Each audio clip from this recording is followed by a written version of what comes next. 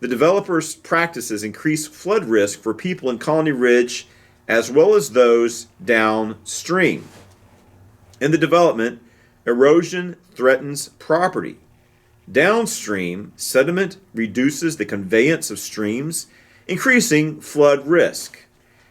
TCEQ has warned the developer about his construction practices before, but many dubious practices continue. We're going to look at some photographs. The first two are NASA satellite images from Google Earth. Bob Rehak shot the rest on 10/6/23, with one exception. Let's look at the threats to Colony Ridge residents. When a 3-mile ditch down at the center of Colony Ridge was completed, it was about 120 feet wide at the yellow line. Today, it's 76 feet wider. Residents on each side lost 38 feet of their backyards. This ditch has steadily widened since its construction.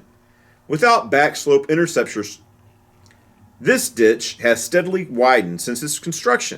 Without backslope interceptor swales or grass to reduce erosion, millions of cubic feet of dirt swept downstream from the single ditch. Then, when the water slowed at the headwaters of Lake Houston, the sediment dropped out of suspension, reducing the conveyance of the East Fork San Jacinto. Here are several shots showing what erosion damage looks like up close from a helicopter. The ravine forms more ravines. No room for a maintenance road here. It's been eroded. Or here.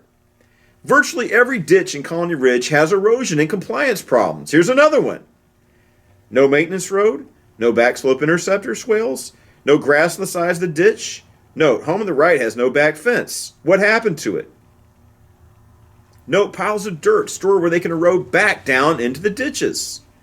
Even detention basins in the newer sections of Colony Ridge have erosion problems. Again, most don't have grass on the side slopes, nor do they have backslope interceptor swales. Many, like the one below, don't have room for maintenance roads. Note the erosion threat already to these recently placed mobile homes in the newer section of Colony Ridge. Erosion will soon threaten one of the new roads in Colony Ridge. Regulations specify that riprap, like you see here, should have had a geotextile lining under it to reduce erosion. Erosion washed sediment into New Basin. Also note how erosion is starting to block the outfall at the lower right. No backslope swales here. Not much Bermuda grass either. Regs say side slopes shall be no steeper than 3 horizontal to 1 vertical. 3 to 1. No grass or backslope interceptor system here. No pilot channels either. Note piles of excavated dirt stacked on both sides of the road, eroding back into the ditches. As all those ditches and basins gradually fill in, they will add to future flood risk. But repairing such issues will be a big, costly challenge, one the developer has ignored for years.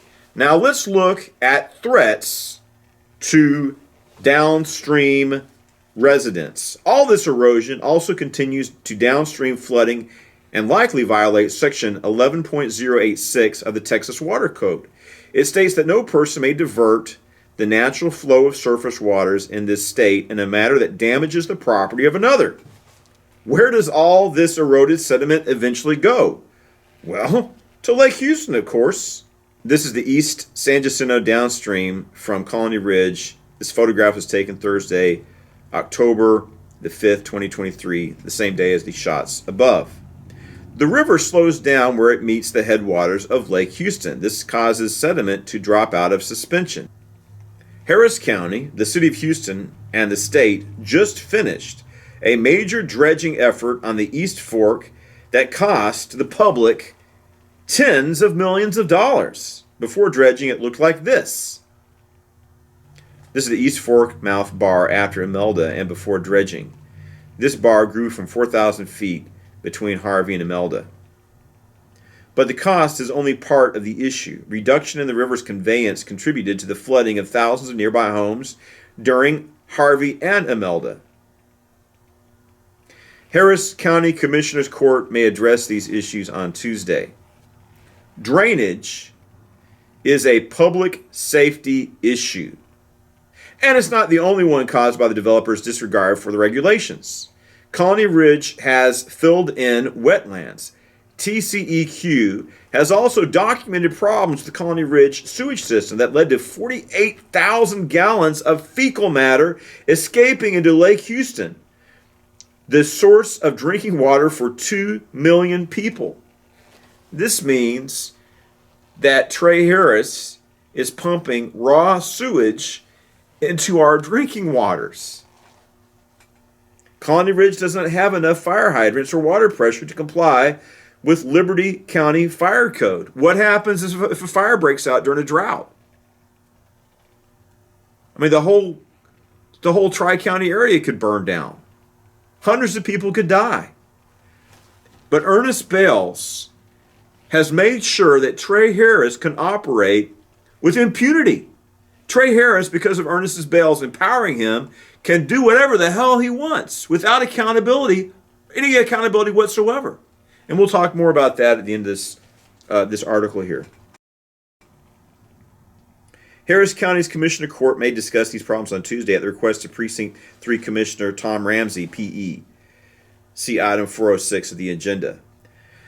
The developer alleges that racism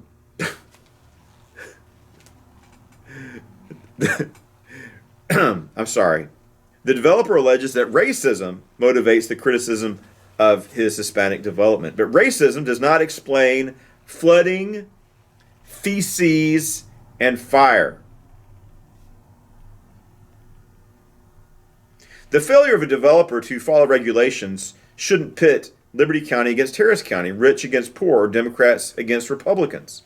We all suffer equally. We all face increased risk. And Colony Ridge is one issue that we should all find common cause. This is Bob Rahak speaking. He says, I hope the commissioners' courts in both counties support the legislature's investigation into Colony Ridge. I also pray that both counties can work together to protect all residents, and that includes people that are undocumented. Everyone should live in safety and security and be treated fairly.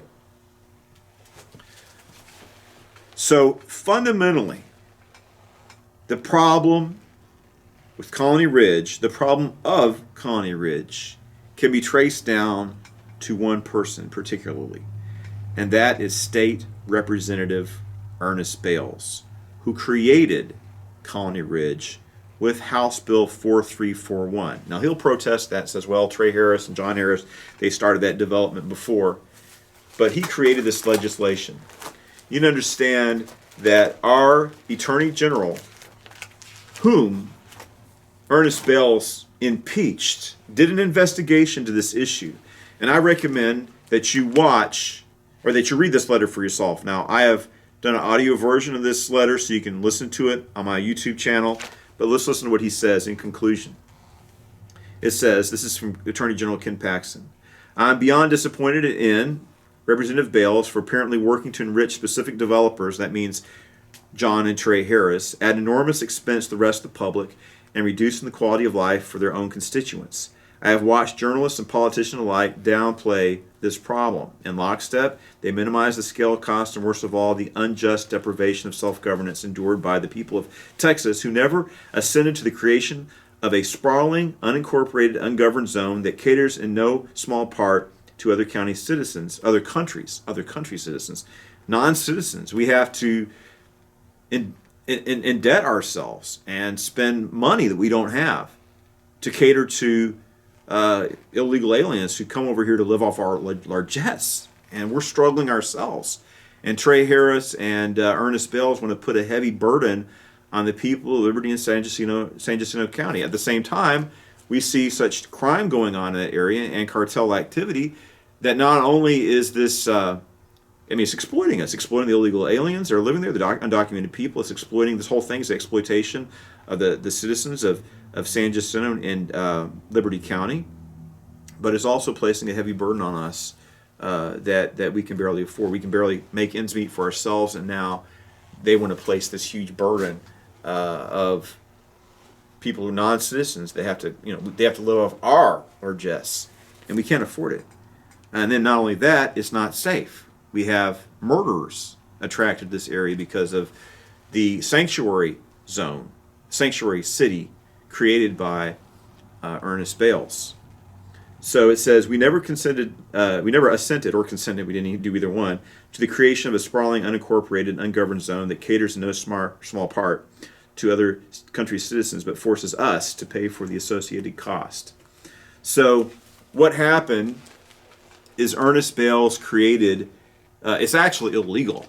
It doesn't comply with the law. He created what's called a municipal management district, which is basically a fiefdom. He bequeathed his own little private kingdom of Trey Harris called Colony Ridge, and he's allowed Trey Harris to skirt regulations, cut corners.